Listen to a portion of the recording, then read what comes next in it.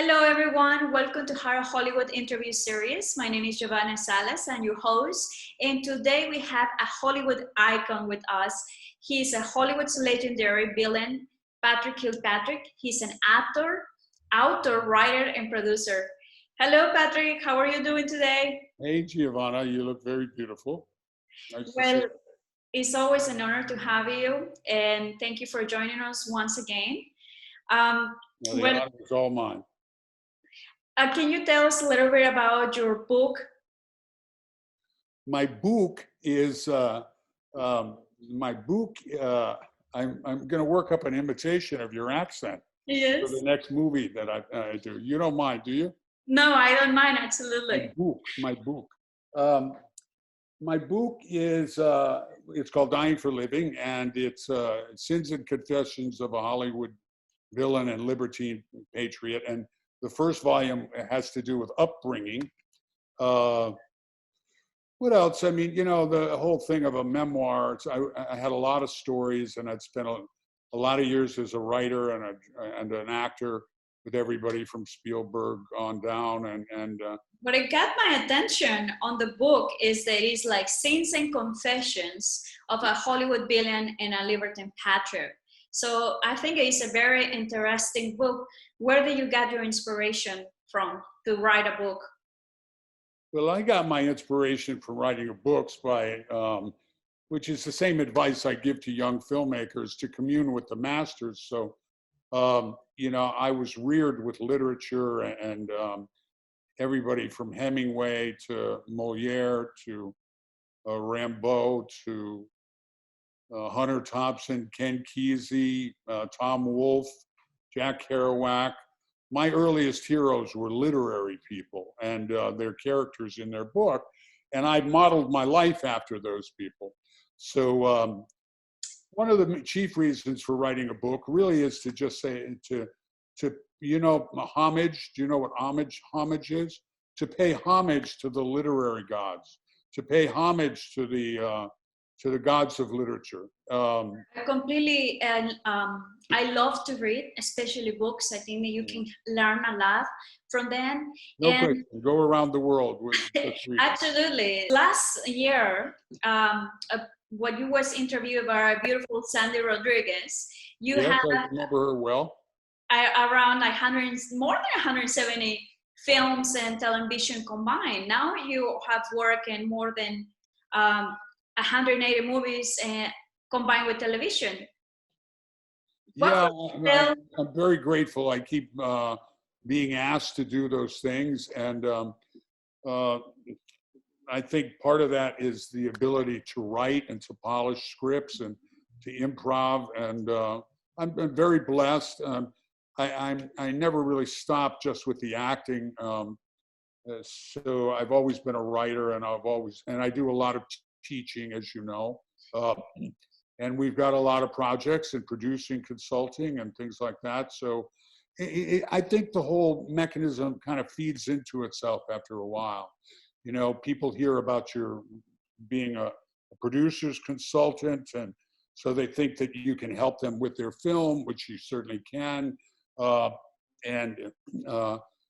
For me, it's all about just elevating whatever you're doing on a daily basis, whether it's a little email or whether it's a script or whether it's a movie. So yeah, I keep working as an actor.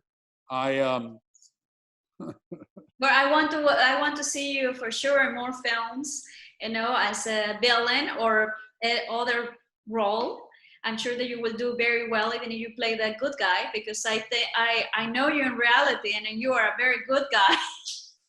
Well, thanks. You know, I like playing villains, but what I look for is more, is it something, by the way, you don't have to look, you know, even if you get a job that's exactly like one that you did before, then your job becomes to create something that's completely new.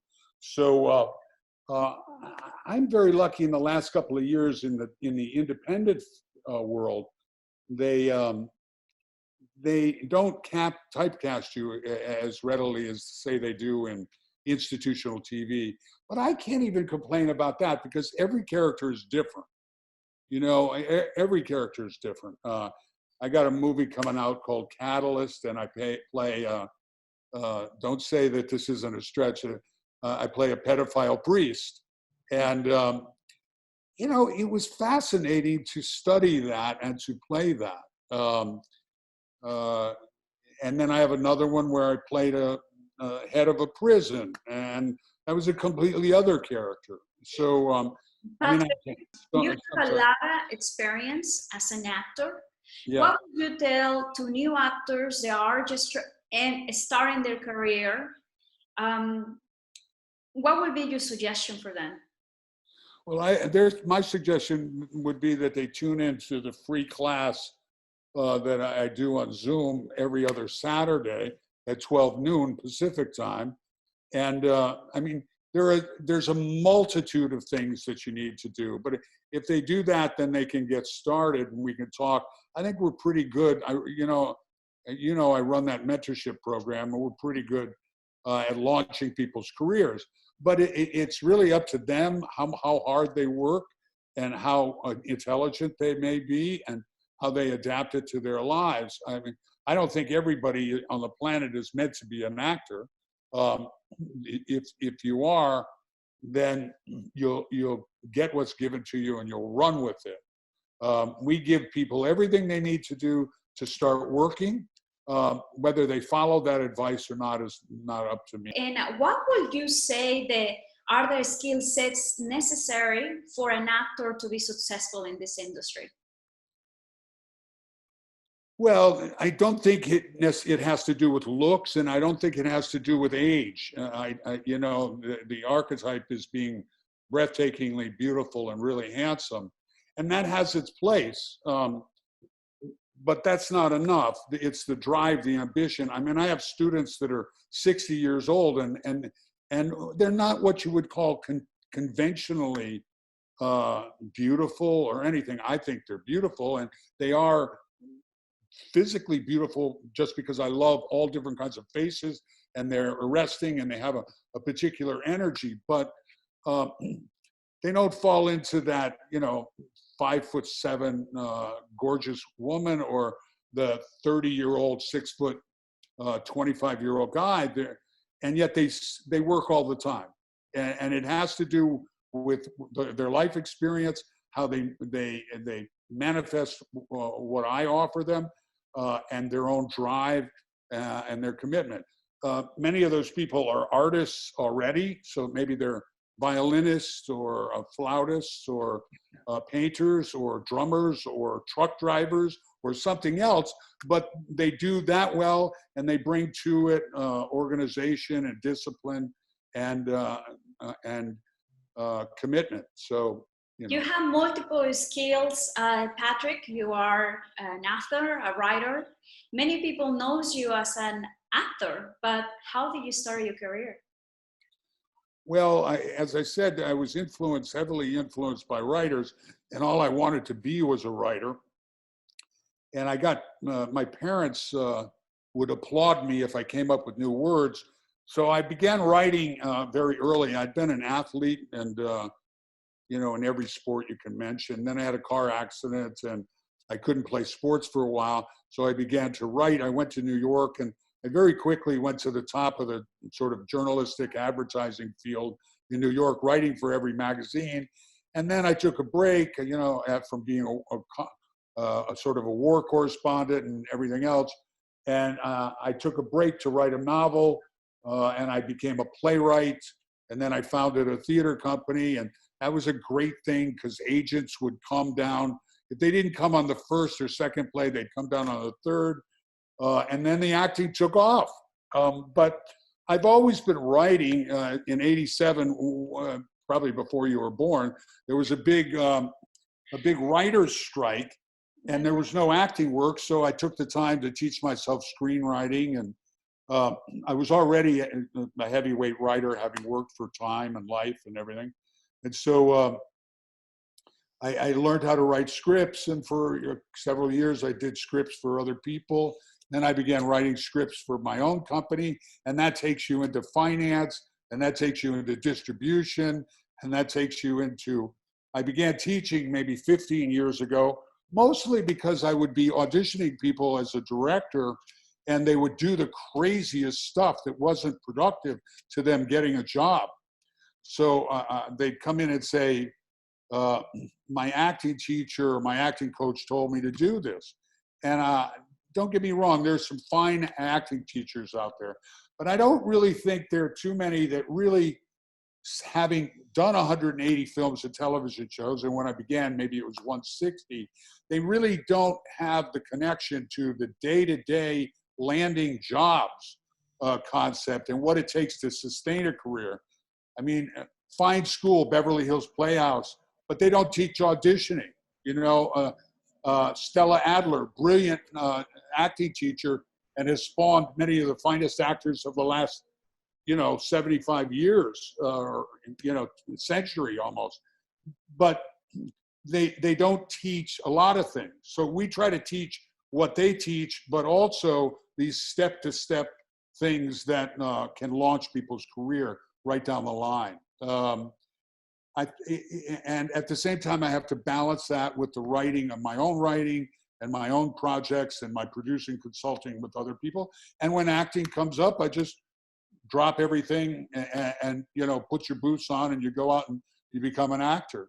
In some ways, this stuff keeps me from getting into trouble on the set, because otherwise I'd just be talking to beautiful women like you or interesting guys like somebody else. And I'd either have to be reading books, so I might as well be writing and stuff. Sometimes, you play catch with people and You're producing right now different films. And as an actor, you have developed a series of multiple skills. And would you say that is necessary for an actor, that they produce, that they are getting themselves involved into directing or writing? I think it's really vital. Now, I run into people, like I have one client, but the thing is, she's already doing it. She started her own distribution company, streaming service. She's writing for studios, and she's 5'9" and gorgeous. And the bottom line is, but she has trouble booking jobs on auditions. She always gets callbacks, but she's not booking jobs. So the question becomes, that's what I'm focusing with her on that. There are other actors. To answer your question really succinctly, yes, you should know how to do all those things. It's going to happen sooner or later, so you might as well get into it right from the beginning. I think what happens chemically, your brain becomes a better actor if you know how to do those things. Plus, it puts you on an informational loop with other of your peers, because they're creating things, and and they perceive you as differently than just an actor with your handouts. And also, I don't care how busy you are, but it helps out with the economics and the psychological sanctuary. Look, a lot of actors like Tom Cruise and those guys, they go car racing. They love car racing or flying planes, and that has its place. I drive motorcycles, and I've raced some cars and stuff too.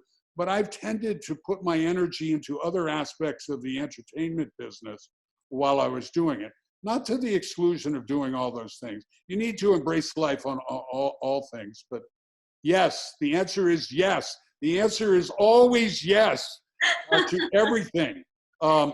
In drama and I think an actor who says, I don't want to know about producing, I don't want to know about directing, why do I need to know this horse shit? I think they're doomed. They're going to not end up succeeding, in my humble opinion. Well, thank you so much for your suggestion. And I would like to know, what are you working right now with the lockdown and everything that is happening at the moment? Why am I working, or what am I working on? What are you working right now? Giovanna, I've always been busy, but I've never been busier, because this is not so different from my life. I mean, I lost a film because of the pandemic, but I think it'll come back. But I'm always writing, I'm always producing consulting, I'm always teaching, I'm always, it's given me a great amount of time to be at home so that I can focus on elevating all of our materials and communicating with people like this. I mean, it's not so different the lifestyle I had before. I think sooner or later things will open up. In fact, I'm getting ready to direct a picture. And I hope that we're going to be the first picture to jump off in the new arena and begin to film. Well, I think everything that you do, there is always different because you have your own style and how you do the things. So there's no question about that. There's no question about that. But look, it's to me, and I want to make this very clear, it's all about service, really. You know, and I try to convey this. Service to investors, service to the cinema audience, the media audience, service to your actors, service to your significant other, your friends, service to the world. I mean, and it's crazy how things manifest themselves, you know. This free acting class just took off, and I was just trying to help. You know, I was just trying to help people. There you go. Well, I think it's amazing that you took the time and consideration to help the actors because we are passing for a difficult time and it takes a determination. Yes, I'm going to do something different to being able to help.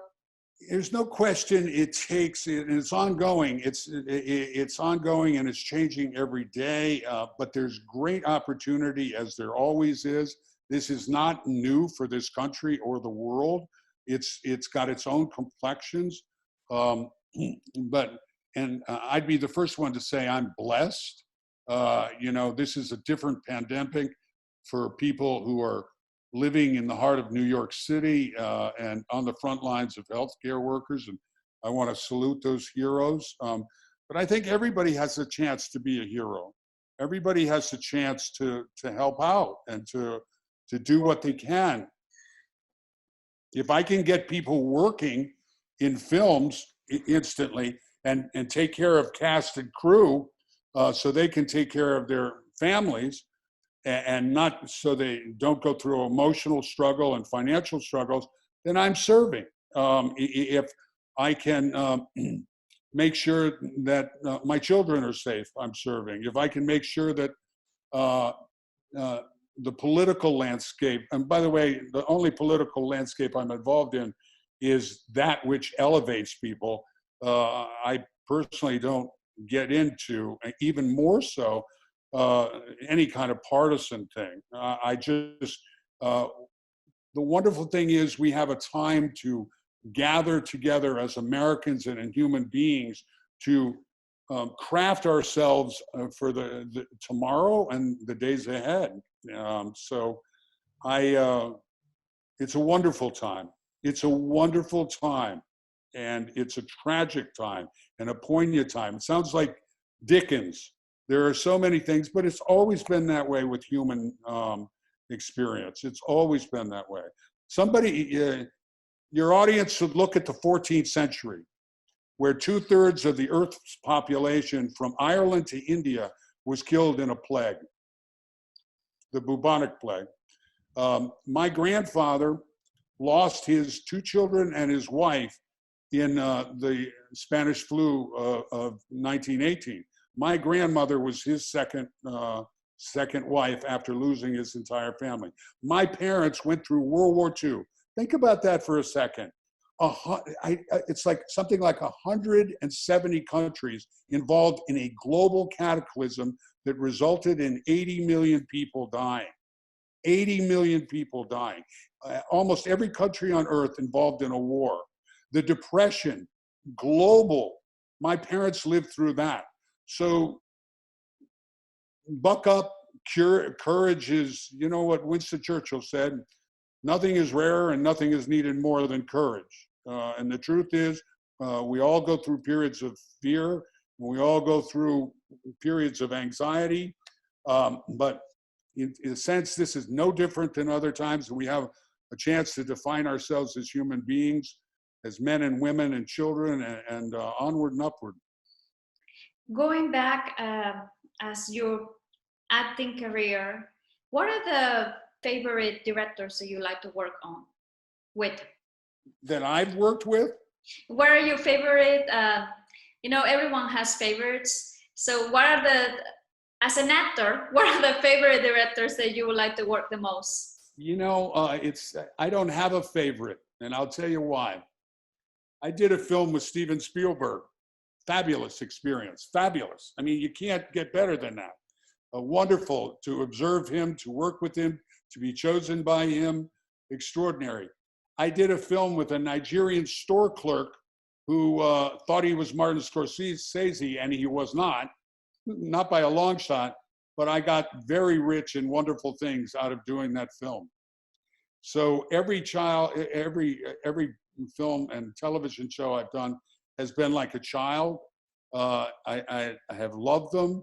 The worst ones, I have gotten the most wonderful stories from, and the most grueling challenges. And if you survive, that's great. You got a great story. So, are some of those stories shared in your book?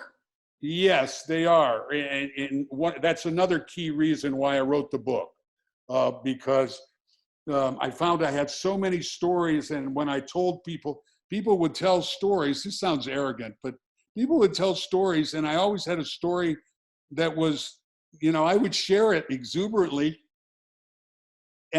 but my story was so much crazier, or so much.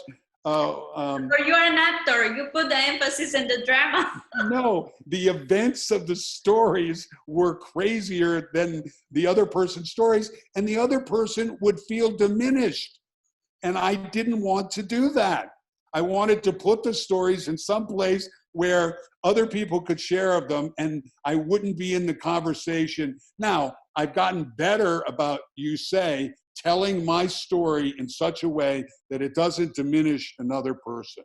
That's a really great thing for people to learn.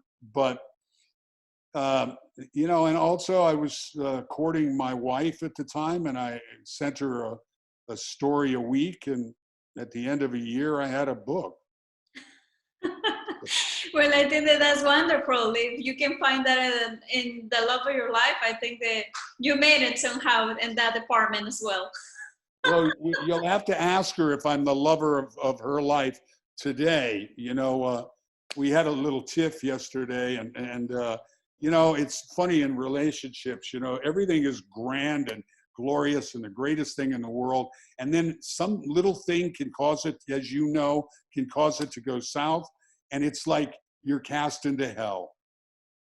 So I hope she still loves me at the end of this interview.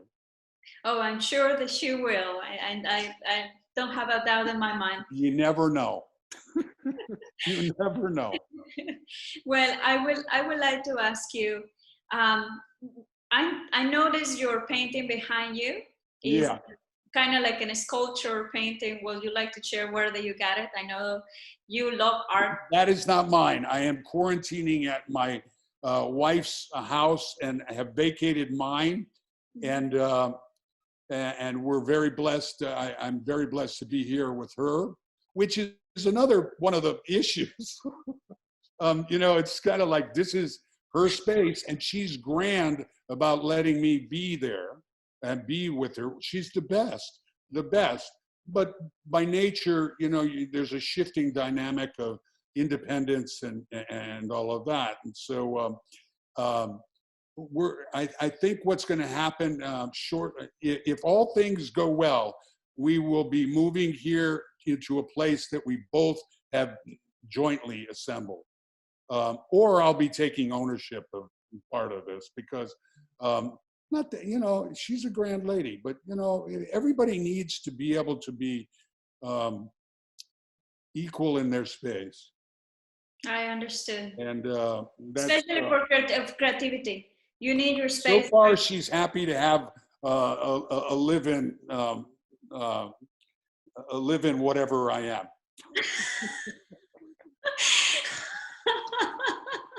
You just I'm sure she's had a few second thoughts, though. Yes, absolutely.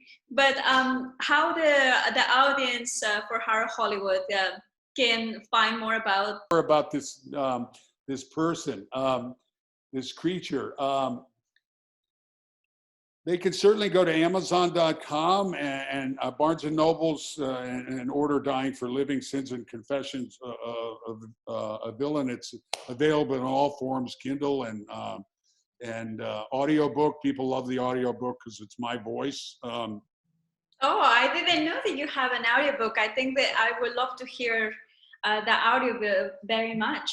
Yeah, you know, it didn't make sense for me to hire somebody else since I've done some heavyweight voiceovers anyway. But what a rigorous process. Oh my God, 6 days, 7, 8 hours a day, recording that, and you're cranking along and getting the emotional life into it and everything else. So it's not for the lighthearted. Although I suppose you could do it lighthearted, and then it would be a totally different tone. But you know, you were trying to cover all bases. But um, Well, I'm sure that you they covered the can whole they, basis in the book. they can go to patrickkilpatrick.com and get an autographed copy that way, because we ship those out ourselves. Amazon, Barnes and Nobles. It's at not people aren't going out much, but it's at Book Soup here in Hollywood, which is, you know, Samuel French closed, so that's the entertainment store in Hollywood now, on Sunset. Wonderful place. So they can go to Facebook, Patrick Personal, Facebook Professional. There's Twitter, I'm Pat Kilpatrick. They can certainly go to my film company site, Uncommon Dialogue Films. Is this accessible enough? I mean, my wife is always saying, I shouldn't say that, Freudian slip, my ex. She's always saying, don't give them your address, don't give them your address. So, but my address is kind of all over the place. So they could certainly contact me by my email, kilpatrick203@gmail.com. Well, you have a lot of outlets that they can reach up to you, and you are making it available. So I think that it's wonderful to have that opportunity. Yeah, I think I'm pretty accessible. They should know that I'm armed to the teeth and I have a movie black belt. So if they come hard, they better come hard. Well, I guess that's good to know. Or come gentle. I mean, I say that facetiously, but I do think, you know, it's very interesting in pandemics. It's amazing how most of the people who, a lot of people who are anti-Second Amendment immediately show up and they want to buy firearms. You know, it's and lines around the thing. That panic response to things, but it's natural. People want to protect their families and they don't know what's coming. You know, that's another reason why this hasn't been too bad for me, because I'm a bit of a prepper in the sense that as a father, you need to be prepared for everything, you know, and a mother too, you know, so, you know, I was always prepared and loved fishing and hunting. And I mean, I had masks and gloves and sanitizer from the avian flu, you know, so I've been very grateful. I've been able to actually give people masks and sanitizers and stuff and spread it around as I was going along. Now we're going into the decorative masks, though. I want you to say, you know, I picked up at my place as I'm slowly been moving stuff over here. So I picked up all these extraordinary scarves that I got when I was filming in Morocco. So I'm going to be the coolest scarf guy on the planet. Well, I'm sure and they're very stylish. So I think that you're gonna rock the scarves very well. I would like to ask you before I forget, because I don't want to forget this one, is you have played many roles. There is a specific role that you would like to play again? Oh, that's an interesting, you know, people always ask you, what's your favorite role? And again, they're all favorites because I love them like you love your individual children. To play again, nobody's ever asked me to do that. You know, I'd have to give that one some thought. I really don't know. I'm always forward. Like we were just looking at some books. for a series. I mean, there's a general thing that I should put a series together from books. And I have enough characters in my scripts and our projects that a lifetime. I'll certainly go to my grave without having done all the ones that are there. Again, you know, I love the character that I played actually in Deep Space Nine, because he was a rough guy. He was a killer, but he was a hero warrior, and that was a really great one. I would really like to do that again. I'm a little old for that particular thing, but to see where he is, I mean, I'd probably have to be the general now rather than the lieutenant he was. But that was pretty extraordinary. I don't often get to play the hero side, and that was a good one. Admittedly, he was a serious killer, but he was also a hero. On the bad side, you know, on May 11th, I have a movie coming out called Parasomnia, which is little seen, but one of the finest movies. In fact, it's just gotten reviewed as one of the best horror films of all time. Really unique, wonderful film. I urge your audience to take a look at it. Directed by, it's called Parasomnia. It's coming out, I think it's called Shutterbox or something. We'll be sending out a notice on that. They can look September 11th. But Bill Malone, the writer-director of that, gave me an incredibly intelligent, incredibly verbal, obsessional mesmerist, someone who hypnotizes people, and based on a real man. And that was a joy. I wouldn't mind playing that one again. That was really fun. And it's coming right out. That's a good one. Wonderful segue into that, Patrick. What a fabulous segue. Well, I like the totally unintentional. For Horror Hollywood, know more about you, because you have a celebrity status. You are an icon in Hollywood, and we have a pleasure to read your book now and to hear your voice. And I mean, I think that it's just more gifts coming from you. And well, you're very sweet. That's a wonderful thing to think that you're giving somebody something. That's really the best thing possible that you can think of. I'd have sometimes, you know, there was a time when I thought, oh God, playing all these villains, what am I doing for the world? But then I would get firemen, and I would have policemen, and people come up to me and they go, wow, you know, we work all day and we need a break, and come home and watch you, and it really takes our minds away from it and everything. And I really felt great about that. So my stated goal in life really, truly is to elevate everything I touch. And whether it's an email going out from my office or it's being humble enough to just shut up and listen to others, that's basically, that's my goal. well, and really, that's the only purpose for any of us to take this interview with me. And for our audience at Horror Hollywood, it's always a pleasure to have you and see you and share your charismatic humor. You know, and I'm not saying this gratuitously, it's a pleasure always to talk to you, Giovanna, because I look upon you, and I mean this, as the best of America. And because I know how you came here, and you came here with just a little girl, and you've become a force.